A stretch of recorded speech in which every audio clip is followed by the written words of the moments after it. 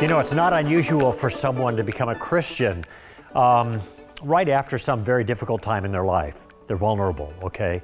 But of course, this leaves them open to the charge that a person who's vulnerable is more open to being brainwashed, okay? So let me respond to that for a moment. What is vulnerability? Vulnerability is a time in your life when, generally, the kind of circumstance we're talking about, you feel a lot of pain, a lot of anguish, and it causes you to ask questions about the world and look for answers for them in response to your anguish, okay? Now, is it unusual for someone to look to God in a moment of anguish? The answer is no. Of course, this happens all the time, all right? But do you have any idea how many people become atheists in the same set of circumstances?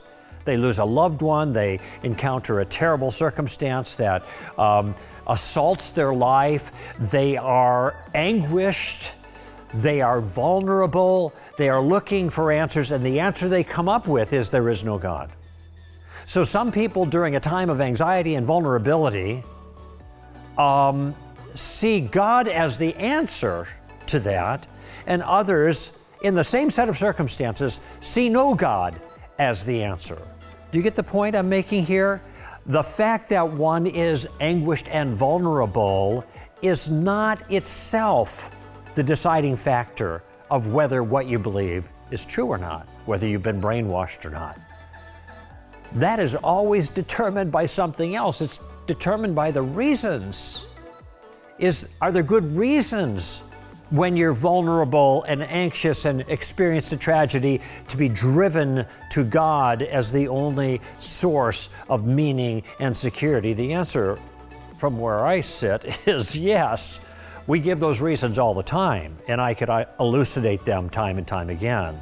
Is there good reason if we go through anxiety and discomfort and hardship and loss to doubt the existence of God?